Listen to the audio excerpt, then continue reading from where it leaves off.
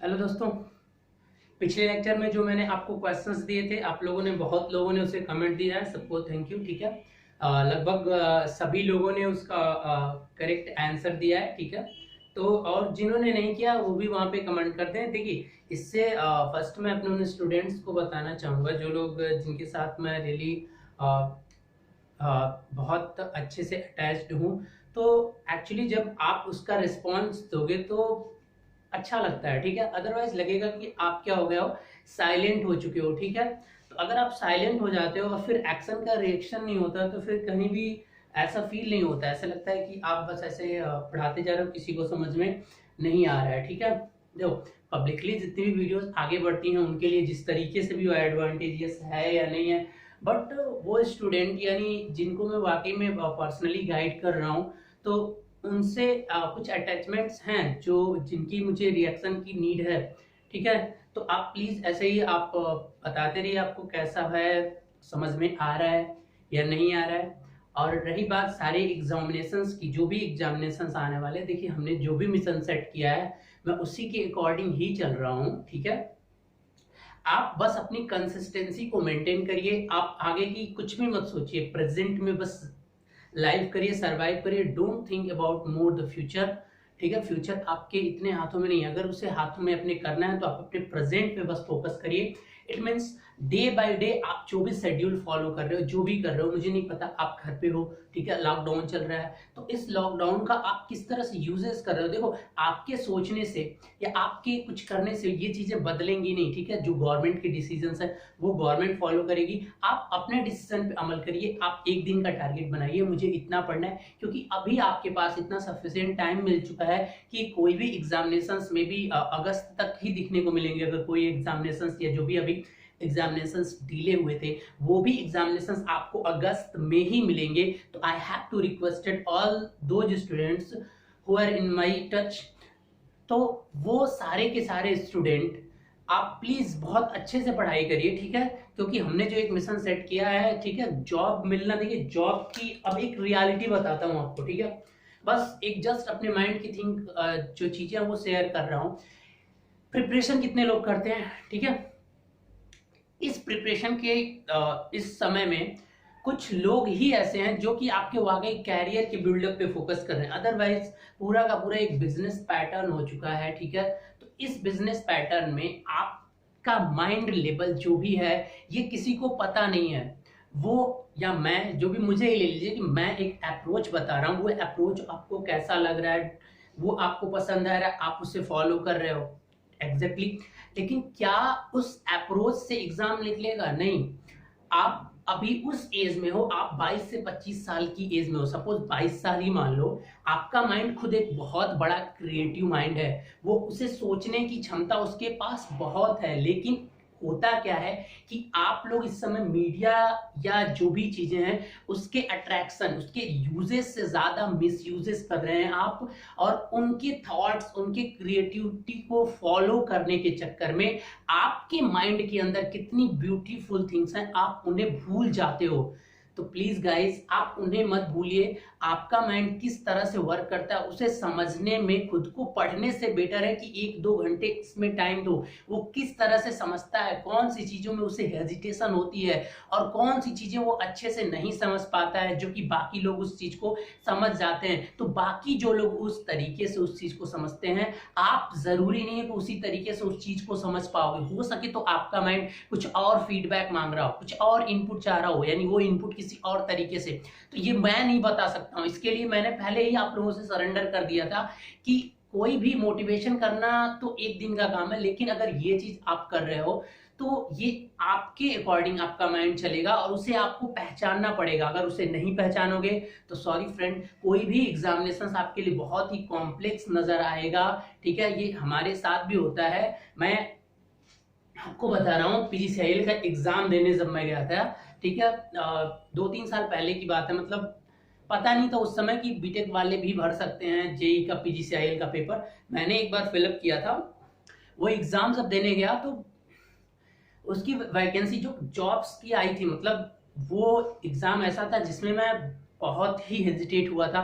Questions का level इतना होता है, अब जरा गौर करिएगा, मैं एक पेपर को बस जस्ट फॉर एग्जामिनेशन के लिए, मतलब एक एग्जाम्पल लेकर बता रहा हूँ।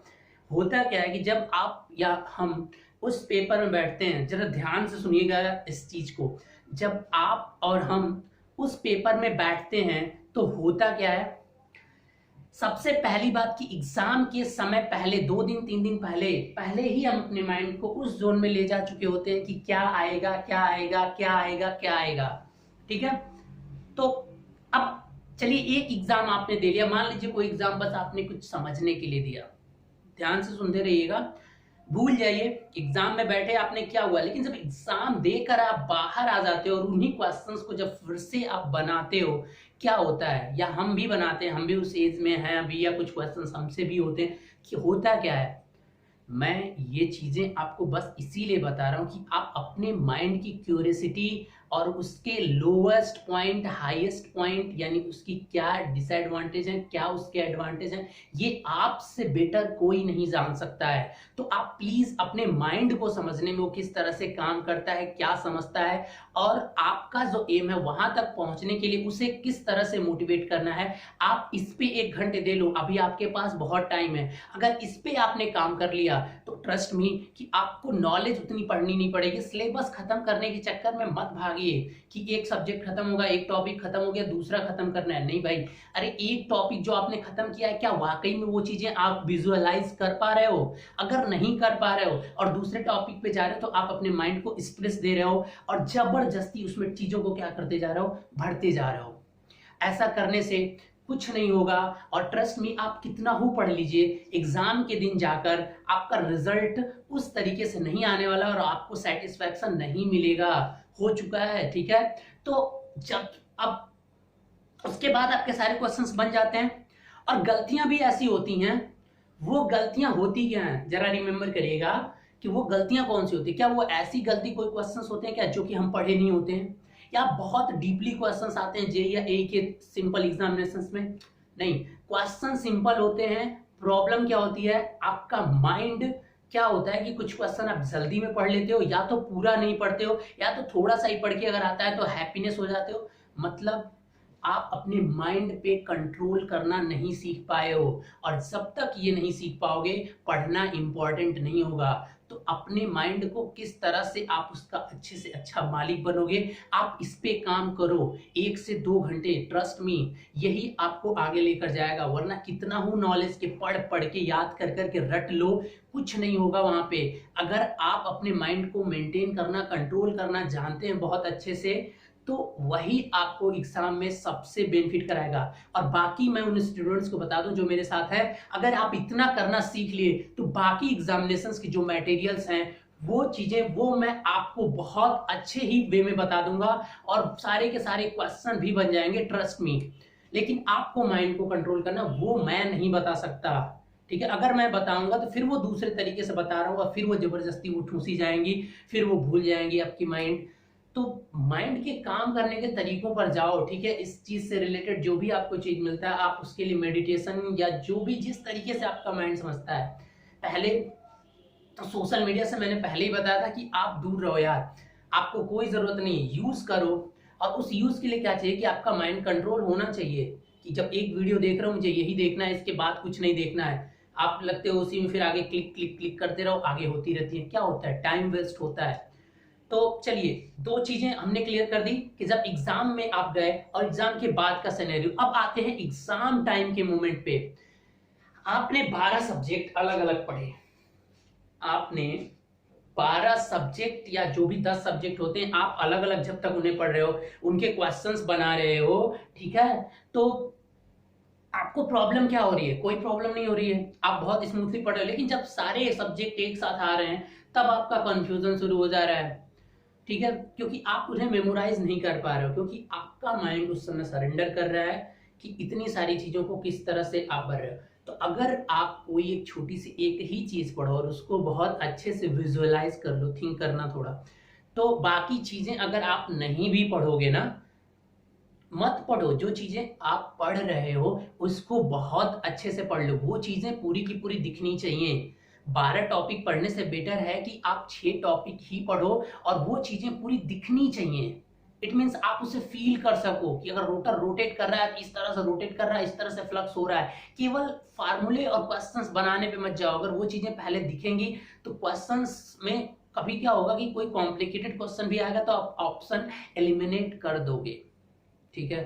तो गाइज प्लीज आप लोगों से रिक्वेस्ट है, जो लोग जो वो 30 लोग हो, आप प्लीज आप फोकस करो। आप ज्यादा से डायरेक्ट पढ़ने से बेटर 1-2 घंटे तो अपने माइंड पे वर्क करो कि आप किस तरह से पढ़ोगे या किस तरीके से आपकी प्रॉब्लम कहाँ हो रही है, ठीक है।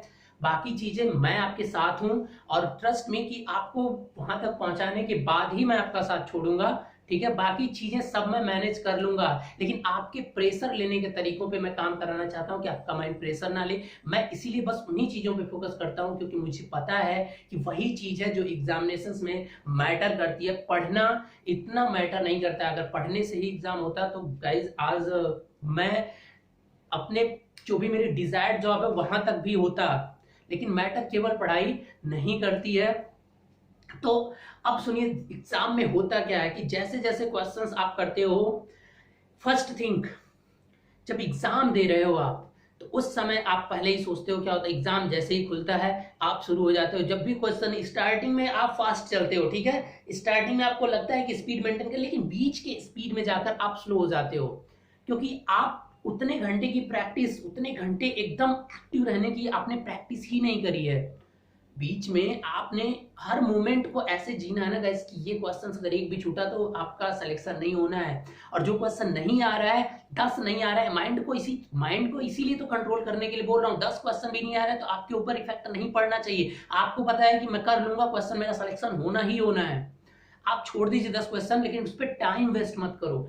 सारा खेल टाइम का ही है, ठीक है। टाइम में अगर क्वेश्चन बन गया तो ठीक है, नहीं बना तो फिर कोई मतलब नहीं बनता उसका। तो इसीलिए मैं बोल रहा हूँ कि आपके पास अभी बहुत टाइम है। और फिर क्या होता है कि कुछ हेजिटेशन में आप गलतियां भी वहां करते हो, और गलतियां एग्जाम में हमारा सिलेक्शन इसलिए नहीं होता। खैर मैं भी अपने जिस एग्जामिनेशन में अगर मेरा सिलेक्शन नहीं होता, मैंने ये गेस किया कि वो क्वेश्चन मुझे आते हुए थे वो गलत हुए हैं। जो नहीं आते थे अगर वो नहीं हो तो वो तो सारे नहीं करते हैं, बहुत क्वेश्चन सब लोग नहीं करते हैं, लेकिन जो आते हुए भी वो गलती होती है, जो question calculation mistakes, silly mistakes. तो यही सारी चीजें, और ये सारी चीजें आप अगर दिमाग को बहुत एक्टिव रखते हो, यानी जिसका दिमाग बहुत अच्छे से कंसंट्रेट होके रहेगा, तो उसकी गलती होने की चांसेस कम होंगी। So I am requesting to all of those students who are prepared under my guidance, please focus on your mind. How does your mind work? Just feel it and do all the works regarding that one. Don't follow any other, ठीक है। आप किसी को follow करने के लिए जरूरी नहीं कि एक ही तरीका है सारी चीजों की, बहुत सारे तरीके हैं किसी के तरीकों के। तो मुझे आप तक वहां पहुंचाना है, ठीक है। अगर मुझे बिजनेस ओरिएंटेशन में होना होता तो मैं आपको इतनी चीजें नहीं लेकर चलता, लेकिन जो चीजें आपको इंस्ट्रक्शंस दी जा रही हैं आप उसे डे बाय डे फॉलो करो। अपने एक दिन के बारे में बस आप सोचो, बस इतनी रिक्वेस्ट है। अगला दिन क्या होना है नहीं पता। आज मैं सुबह उठा, मैंने इतना टारगेट बनाया और मैंने उसे फॉलो किया, बस आज की ही जिंदगी है मेरे पास, ठीक है। कल क्या होगा मुझे नहीं पता, ठीक है। चलिए, तो आज अच्छा लगा कि आप लोगों ने सारे कमेंट्स किए, लेकिन कुछ लोग अभी वहां पे बहुत साइलेंट हैं, लेकिन मैंने आप लोगों को अपने अंडर में लिया है, तो इसलिए मैं सोचता हूँ कि रिमूव नहीं करना चाहता, तो इसलिए चलिए। अब गाइस जो लोग इस चैनल पे नए हैं तो पहले तो आप चैनल को सब्सक्राइब कर लीजिएगा, और उसके बाद से आप अगर मेरे गाइडेंस के अंदर में आना चाहते हो तो आप मेरे नंबर पे आप मैसेज कर देना, व्हाट्सएप नंबर पे, ठीक है। एक आध किसी न किसी वीडियो में मैं जरूर प्रोवाइड किया होऊंगा अपना नंबर, हर वीडियो में नहीं कर पाता हूँ, ठीक है, क्योंकि नेट अभी स्लो चल रहा है, ठीक है। तो इसकी वजह से सारी चीजें लिखने और उसमें टाइम वेस्ट नहीं करता हूँ, वीडियो अपलोड कर देता हूँ आपके लिए। तो वहां पे आप जुड़ जाइएगा, वहां पे जो भी पीडीएफ या जो भी है मैं प्रोवाइड कर दिया करूंगा। और गाइस ये जो क्वेश्चन की पीडीएफ थी, ये अभी मैं आज शाम को जो लोग सेंड नहीं किए हैं, मतलब जो लोग कमेंट नहीं किए, उन्हें मैं टाइम दे रहा हूँ। कल मैं आपको इसके थ्योरी क्लासेस के भी पीडीएफ और वो सारी चीजें अपलोड कर दूंगा। तो प्लीज आप फोकस करिए, बस एक दिन पे फोकस करो गाइस, जो भी हो आप लोग, क्योंकि मैं अभी आपसे दूर हूँ, ठीक है। तो मैं पर डे आपको गाइड नहीं कर सकता, मैं आपके साथ एक पर डे कोच की तरह ही रहना चाहता हूँ, और पर डे वो सारी चीजें, वो प्रैक्टिस, वो सारी चीजें अपने साथ कराना चाहता हूँ, ठीक है। बट अनफॉर्चुनेटली लॉकडाउन की वजह से ये पॉसिबल नहीं है, इसलिए मैं आप लोगों के लिए वीडियोस बना रहा हूँ, ठीक है, ताकि आप लोग पर डे कम से कम 3-4 घंटे पढ़ने में बिजी रहो, माइंड को कहीं और डाइवर्ट ना हो आपका माइंड, ठीक है, जॉब मिलेगी। जॉब देखो, कहीं भी जॉब चला जाए, कुछ भी हो जाए, क्या कहना क्या होना, उससे क्या फर्क पड़ता है। जो आना होगा वो आएगा, जो होना होगा वो होगा। उस पर डिबेट करने से हम अपना टाइम वेस्ट करके क्यों बर्बाद करें। जो करना है, आप अपने आप को परफेक्ट तो बनाओ। पर डे आप अपने आप को परफेक्ट बनाने में रहो। हाँ, मैं ऐसा बोल रहा हूं तो मेरे अंदर भी कभी कभी नेगेटिविटी आएगी, लेकिन उसे एलिमिनेट कैसे करना है वो चीजें मैं अपने तरीके से करता हूं। आप जो मैं बताऊंगा ये जरूरी नहीं है कि आप उस तरीके से कर पाओ। और ये नेगेटिविटी और पॉजिटिविटी, पीक्स लोज, ये तो आने ही आने हैं। इसे कैसे इंप्रूव करना है ये आप सीख लो, ठीक है। ये सब कुछ माइंड का ही है, तो इसके लिए आप मेडिटेशन या जो भी चीजें जिस तरीके से अगर किसी को फॉलो करके कर सकते हो उस तरह से करो, ठीक है, बट करो। ओके गाइस, और पर डे पढ़ो। आप एक दिन टाइम को वेस्ट मत करो ऐसे, ठीक है, बैठ के इस तरह से काटना। क्या होगा, कोरोना चल रहा है, क्या होगा यार, जो होना है वो होगा। आप उसे बदल नहीं पाओगे। अगर आप कुछ बदलना चाहते हो तो अपने आप को वहां पर पहुंचाओ जहां पे आप कुछ बदल सकते हो, ठीक है। डिबेट करने से कुछ नहीं होगा, आप उस लेवल पे नहीं हो। अगर आप उस लेवल बनना चाहते हो तो आपने एक एम सेलेक्ट कर लिया है, तो उस फोकस पे पहुंचो। अगर हमने सेट किया तो हम उस पे पहुंचने के लिए जो हमें जरूरी चीज है वो हम करें, ठीक है। ओके गाइस, चलिए अब आज इस वीडियो में हम केवल एक डेरिवेशन करा लेते हैं बस, ठीक है। और इस डेरिवेशन से के बाद से दूसरी वीडियो अपलोड करेंगे। क्योंकि आज आप लोगों से कुछ हमें कहना था इसलिए हमने कह लिया, ठीक है। चलिए आप लोग, आई होप कि आप फॉलो करोगे, ठीक है। चलिए बढ़ते हैं अब इंड्यूस्ड ईएमएफ की तरफ।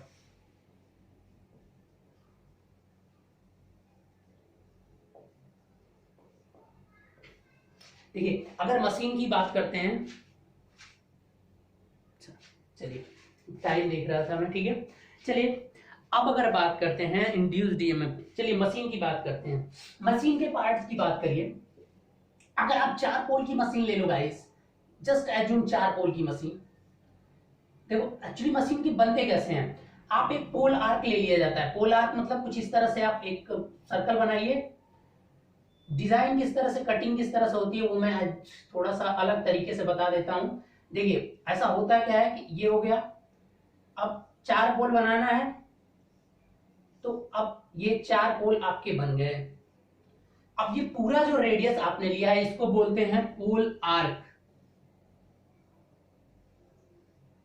पोल arc, pole arc is equal to क्या हो सकता है। पोल आर्क की अगर हम बात करें तो आपका क्या हो जाएगा, पोल आर्क से रिलेटेड एक चीज मैं यहाँ पे बता दे रहा हूं आपको, ठीक है। पोल आर्क की अगर आप बात करो तो एक और चीज हो सकती है कि पोल आर्क, चलिए इसको किसी नाम से मैं दिखाई। पोल आर्क का मतलब, आर्क का मतलब क्या होता है, पोल आर्क यानी ये पूरी की डिस्टेंस हो गई। अब चलिए यहां से क्या करिए कि अब कंस्ट्रक्शन करना है, ये वाला पार्ट कट करिए, ये वाला पार्ट कट कर दीजिए, ठीक है। ये यहां से रिमूव करिए, ठीक है। अब ये यहां से रिमूव, बन गया ना 4 पोल। ये नॉर्थ, तो उसके क्लॉकवाइज में ये साउथ बनेगा, ये नॉर्थ बनेगा और ये क्या बनेगा, साउथ बनेगा। अब ये आपका क्या है, आर्मेचर, और ये आपका सॉफ्ट। इस आर्मेचर पे क्या है, कंडक्टर्स लगे हुए हैं। तो पहले तो एक पोल आर्क भी होता है, पोल आर्क, ठीक है। अब एक पोल पिच होती है, तो इन दोनों का एक फैक्टर भी इस मशीन में इंपॉर्टेंट रोल प्ले करता है। तो पहले हम इसको डेराइव कर लेते हैं, इसके बाद हम उस वैल्यू फैक्टर को देखने की कोशिश करेंगे। चलिए अब ये मशीन है, नॉर्थ पोल साउथ पोल, ये कैसे जनरेट होते हैं। ये मैग्नेट तो होते नहीं, नेचुरल मैग्नेट नहीं होते हैं। एक्सप्लेन कर चुका हूं कि that is not a real magnet, that is it means natural magnet. It is a electromagnet. How can you make the electromagnet? I have already explained in my previous lecture, so go through the previous lecture and watch all the videos. Okay, now assume, let us what, कुछ assumption करने हैं यहाँ पे। चलिए मान लीजिए phi क्या है, फ्लक्स पर पोल। जो मशीन में फ्लक्स जनरेट हो रहा है वो हम मान ले रहे हैं कि फाई, और ये फाई किसमें है, फ्लक्स पर पोल।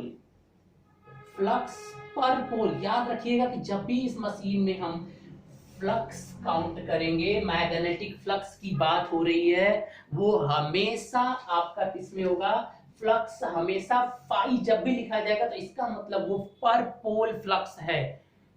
Always remember that point, sorry, always remember that point. Now come, मान लीजिए कि नंबर ऑफ पोल्स इस मशीन में कितने हैं, P हैं। चलिए, number of parallel path, number of armature parallel path कितने हैं, A। ये सारे के सारे नोटेशन मैं पहले इधर दिखा देता हूं आपको। ये वाला पार्ट अभी मैं गाइस बताऊंगा, अभी से थोड़ा सा स्किप करिए, पहले डेरिवेशन कर लेते हैं। इसकी जरूरत तो अभी हमें आगे कम्युटेशन तक भी हम पढ़ लेंगे, इससे कोई प्रॉब्लम नहीं है। अब क्या चाहिए, number of conductors, number of armature, जो आर्मेचर होता है उस पे कंडक्टर्स होते हैं, वो कंडक्टर हैं कितने, उसे किससे दिखाते हैं, वो सारी चीजें मैं लिख रहा हूं। नंबर ऑफ आर्मेचर कंडक्टर, उसको एज्यूम कर लेते हैं, किससे दिखाया था हमने, Z। और स्पीड, रोटेशन स्पीड, ऐसे कर दीजिए, speed, rotation speed, rotation speed, ये मान लीजिए n है। और ये किसमें है बेटा, राउंड पर मिनट, मतलब 1 मिनट में इतने राउंड, n अगर 25 है तो मतलब 25 राउंड 1 मिनट में। स्पीड जो भी मेजर होगी वो राउंड पर मिनट में मेजर हमने कर लिया। चलिए, अब एक बात बताइए, जो इंड्यूस्ड ईएमएफ होता है, induced EMF is equal to क्या होता है, अगर जो जनरेटेड, यहां पे जनरेटर है तो हम उसको लिख दे रहे हैं कि जनरेटेड ईएमएफ, वो जनरेटेड इंड्यूस्ड ही होगा। तो अभी आप इजी तो नहीं कर सकते, मान लीजिए कि उसको ई से दिखा दीजिए।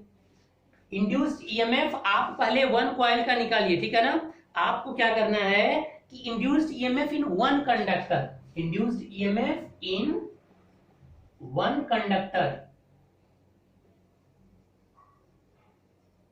जेड नंबर ऑफ कंडक्टर्स हैं और पैरेलल पाथ आपका कितना है, ए है, ये आपको पता है। तो पहले आप क्या करिए कि एक कंडक्टर में कितना इंड्यूस्ड ईएमएफ जनरेट होगा आप उसे कैलकुलेट कर लीजिए। तो आप मान लीजिए कि अगर वो ई है तो आप, हम अगर मैग्नीट्यूड लेकर चले तो फार्मूला क्या होता है, d∅dt, यानी change in flux divided by time, change in time. एक स्लॉट, यानी एक स्लॉट में कोई होगा, उसके अपोजिट में उसका दूसरा कॉइल साइड होगा, तो बस उसको लेकर चल रहे हैं, ठीक है। तो अब एक बात बताइए, डी फाई यानी टोटल फ्लक्स की बात हो रही है, चेंज इनटू फ्लक्स। फ्लक्स जो फाई आपने यहां एज्यूम कर रखा है वो कितना है बेटा, वो आपका फ्लक्स है। तो यहां पे जो डी फाई आपका आएगा वो इज इक्वल टू क्या हो जाएगा, फ्लक्स पर पोल और मल्टीप्लाई जितने पोल से वो क्रॉस करेगा। चेंज फ्लक्स कैसे, ये कोई चीज रोटेट कर रही, एक पोल के अंदर में आएगी तो वहां पे कुछ चेंज इन फ्लक्स मिलेगा, दूसरे पोल में जाएगी तो वहां भी चेंज इन फ्लक्स मिलेगा, तीसरे पोल के अंदर में आएगा वहां भी मिलेगा। तो इस तरह से जितने भी पोल होंगे उससे जब मल्टीप्लाई कर दोगे तो आपको मिल जाएगा चेंज इन फ्लक्स। अब अगर हम टाइम की बात करें तो अब ये फ्लक्स किसमें हो गया, ये भी फ्लक्स, चेंज इन फ्लक्स तो आपको मिल गया। अब आपको dt फाइंड करना है, तो आपको एक्चुअल में टाइम फाइंड करना है, वो भी 1 कंडक्टर, ये 1 रिवॉल्यूशन है, 1 रिवॉल्यूशन की बात हो रही है, 1 रिवॉल्यूशन। तो अब 1 रिवॉल्यूशन का टाइम टेकन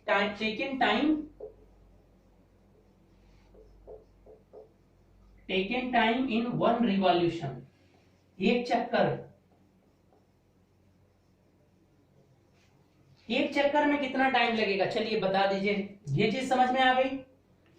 चलिए अब आप बताइए जल्दी से कि एक रिवॉल्यूशन में कितना टाइम लगेगा। स्पीड कितनी है बेटा, n राउंड पर मिनट, स्पीड कितनी है, n राउंड पर मिनट। यहां पे मैं इससे लिख रहा हूं, नीचे दिख रहा है, 1 मिनट,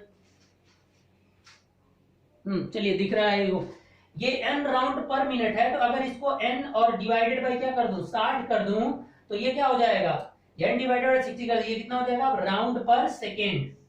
किसी को डाउट, अगर कोई चीज 1 मिनट में 60 चक्कर लगा रही है तो 1 सेकंड में कितना लगाएगी, 60 से आप डिवाइड कर दीजिए, सॉरी 1 सेकंड में, मिनट को सेकंड में बदलना, 60 से मैंने क्या कर दिया, डिवाइड कर दिया। यहां तो किसी को कोई प्रॉब्लम है नहीं, इट्स ओके। अब राउंड पर सेकेंड, एक राउंड पर सेकेंड मतलब पर सेकेंड में इतने राउंड लग रहे हैं। तो एक राउंड लगाने में कितना टाइम लगेगा बताइए, n/60 राउंड पर सेकेंड। एक सेकेंड में इतने राउंड लग रहे हैं, तो एक राउंड में कितना कितना लगेगा, 1 centimetre, 1 metre is equal to 100 centimetre. तो 1 सेंटीमीटर इज इक्वल टू 1/100 करते हो या नहीं करते हो? ध्यान दीजिएगा, n/60 राउंड पर सेकेंड में इतने राउंड लग रहे हैं। हमें चाहिए कि एक राउंड लगाने में कितना समय लग रहा है वो निकालना है। तो क्या हो जाएगा बताइए, यहां से इसका क्या हो जाएगा अपोजिट, यानी dt को यहाँ पे जो हम एज्यूम करेंगे, एक राउंड का जो समय है dt वो कितना हो जाएगा 60/n, और ये कितना हो जाएगा सेकेंड। गाइस आई होप कि यहां तक आपको समझ में आ गया होगा। अगर किसी को यहां तक डाउट है तो आप बता दीजिए जल्दी से, ठीक है? कोई प्रॉब्लम? इतना सेकंड लगेगा उसे टाइम फॉर 1 रिवॉल्यूशन। एक रिवॉल्यूशन पूरा करने में, जैसे यहां से भी डायग्राम बना, एक रिवॉल्यूशन, एक चक्कर पूरा लगाने में कंडक्टर को आपका इतना टाइम लगेगा। और एक कंडक्टर एक चक्कर लगाने में जो टोटल उसमें चेंज, फ्लक्स में जो चेंजेस होंगे वो जितने पोल होंगे और इनटू जो फ्लक्स एक पोल से डेवलप होता है, फ्लक्स जो फाई दिखाते हैं यहाँ पे, वो फ्लक्स पर पोल होता है। तो पर पोल अगर फाई है तो सारे पोल के अंडर में एक राउंड में जाने पे जितने भी पोल होंगे उससे मल्टीप्लाई कर दीजिए। तो इस तरह से चेंज इनटू फ्लक्स मिल गया और एक रिवॉल्यूशन कंप्लीट करने में आपने टाइम फाइंड कर लिया। अब हम आगे बढ़ते हैं इसको, चलिए अब ये चीजें आपने नोट कर ली होगी। अब क्या होगा, इस फार्मूले में पुट कर दीजिए। तो इंड्यूस्ड ईएमएफ, अभी ये इंड्यूस्ड ईएमएफ केवल 1 कंडक्टर का निकल रहा है, तो डी फाई की जगह क्या आ जाएगा 5p और डिवाइडेड बाई dt की जगह क्या आ जाएगा 60/n। तो 60 और बाई n कहां चला जाएगा, ऊपर चला जाएगा। अब ये जो आपको मिला, ये मिला 1 कंडक्टर का। सो टोटल इंड्यूस्ड ईएमएफ यानी एवरेज इंड्यूस्ड ईएमएफ तो मिल चुका है आपका इन 1 कंडक्टर, ठीक है, ये एवरेज है। अब आप जितने भी नंबर ऑफ टर्न्स हैं उसमें सारे के सारे इंड्यूस्ड ईएमएफ को क्या कर दीजिए, फाइंड कर लीजिए। अब क्या होगा, सो इंड्यूस्ड ईएमएफ पर parallel path, so induced EMF पर पैरेलल पाथ। कितने पैरेलल पाथ होंगे, अगर total number of conductor Z है, पर पैरेलल पाथ का मतलब, पहले तो पर पैरेलल पाथ का मतलब क्या हो जाएगा आपको बताइए, इंड्यूस्ड ईएमएफ पर पैरेलल पाथ, जितने पैरेलल पाथ है उससे इसमें क्या कर दीजिए डिवाइड कर दीजिए, और टोटल इंड्यूस्ड ईएमएफ।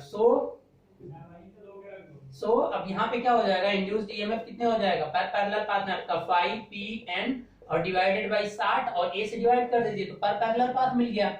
अब क्या होगा, total induced EMF, so generated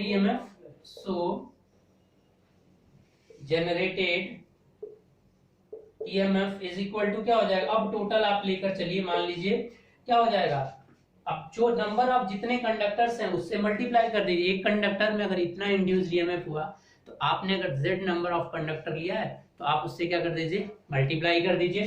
तो यहाँ पे क्या हो जाएगा 5ZNP और बाई क्या हो जाएगा 60A। तो बेटा अब इस फॉर्मूले को आप गलती से भी भूलिएगा मत, ठीक है, बहुत सारे छोटे छोटे क्वेश्चंस इस पे आते हैं, ठीक है, और यही आपका इक्वेशन होता है कि इतना इंड्यूस्ड ईएमएफ क्या होगा, जनरेट होगा किसी भी जनरेटर में। अभी मोटर आएगा तो सेम इतना ही बैक ईएमएफ बन जाएगा और फार्मूला यही रहेगा आपका। अब इन फार्मूले में फाई है क्या, जेड है क्या, एन क्या है, और एन जो है वो राउंड पर मिनट में है, remember that point always. P क्या है, फ्लक्स पर पोल है, अगर कहीं फ्लक्स पर पोल नहीं दिया केवल फ्लक्स तो आगे उसके पर पोल जरूर लिखा होगा कि इतना वेबर फ्लक्स पर पोल, वो मेंशन रहेगा जब भी कोई न्यूमेरिकल करोगे। अगर मेंशन नहीं है पर पोल में तो आपको पर पोल में ही यहाँ पे वैल्यू पुट करनी पड़ेगी। छोटी छोटी चीजें आप कभी भी मिस मत करिएगा। ए क्या है, नंबर ऑफ पैरेलल पाथ है, ठीक है। तो आई होप कि अब इतना इंड्यूस्ड ईएमएफ क्या होगा आपका जनरेट होगा। अब एक बात बताइए, यहां से कुछ चीजें पॉइंट्स आपको निकल कर आएंगी कंक्लूजन में। देखिए अब फ्लक्स जब एक बार मशीन में अगर कांस्टेंट कर दिया आपने, फ्लक्स तो कांस्टेंट मत करिए, अभी मत करिए, लेकिन जो आप जब आर्मेचर की डिजाइन करते हो तो जरा उस समय फोकस करना कि मैंने बताया क्या था कि एक बार जो कंडक्टर आप सेट कर दोगे क्या फिर वो रनिंग मोशन में, रनिंग कंडीशन में उसे बदलते हो आप नहीं। एक बार अगर डिजाइन कर दिया मशीन की, आपने मैन्युफैक्चरिंग कर दी मशीन की, तो जितने कंडक्टर की आपने बना ली वो बदलना नहीं है।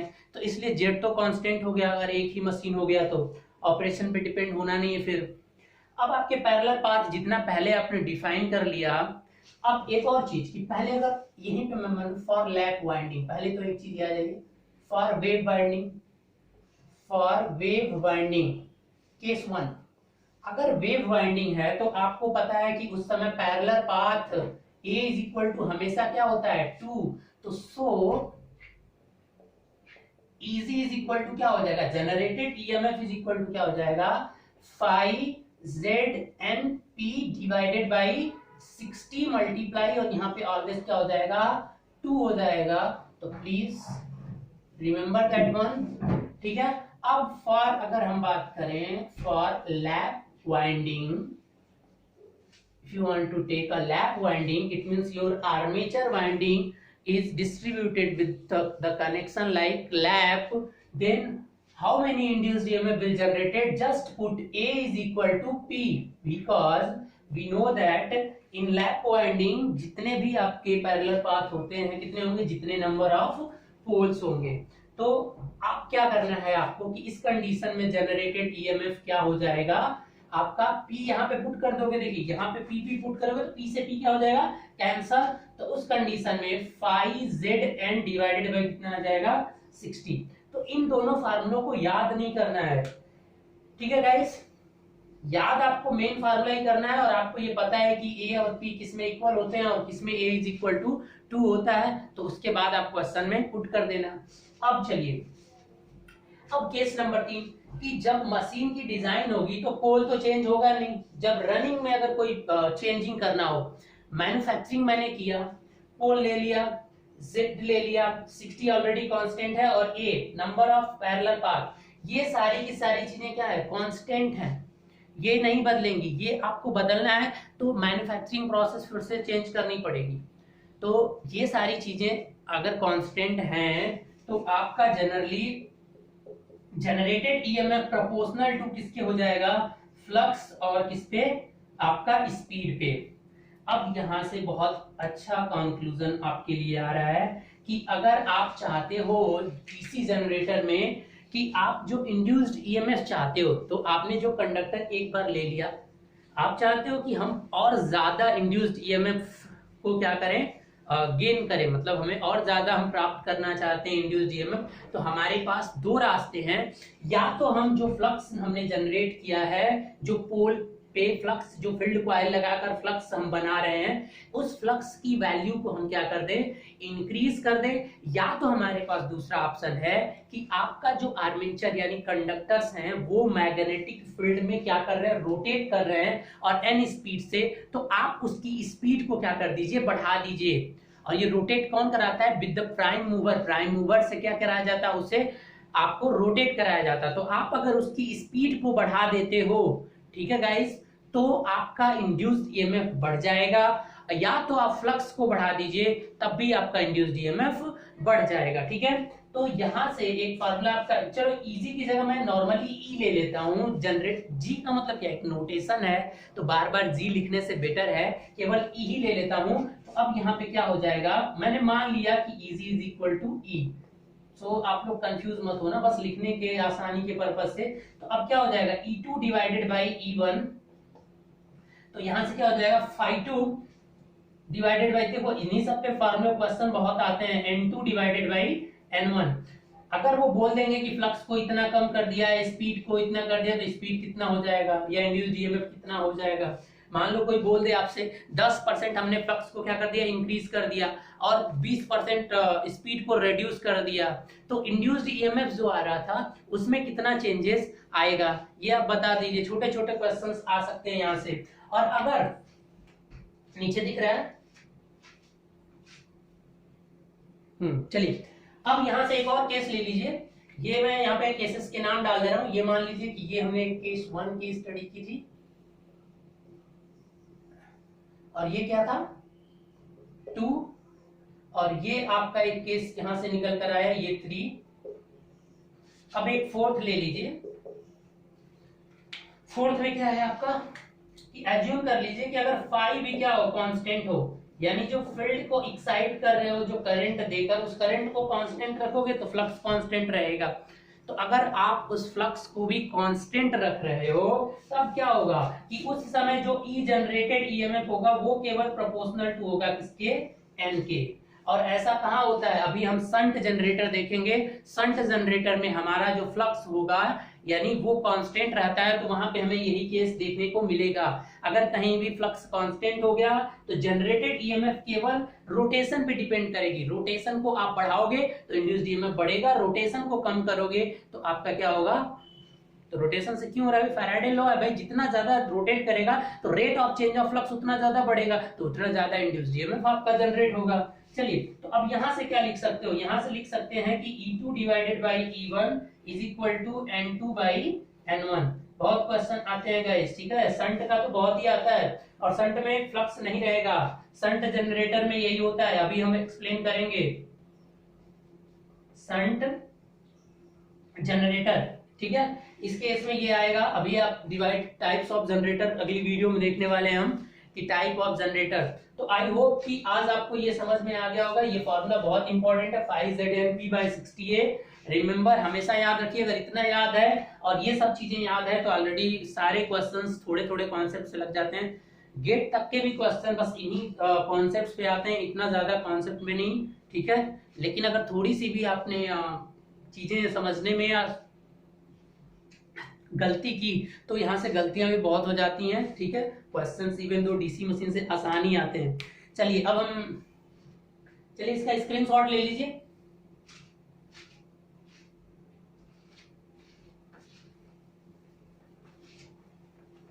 चलिए एक और फैक्टर देखना वाले थे हम यहाँ पे। एक इंपॉर्टेंट फैक्टर आपके सामने बार बार आएगा, वो फैक्टर ये होगा कि pole arc by pole pitch. Pole arc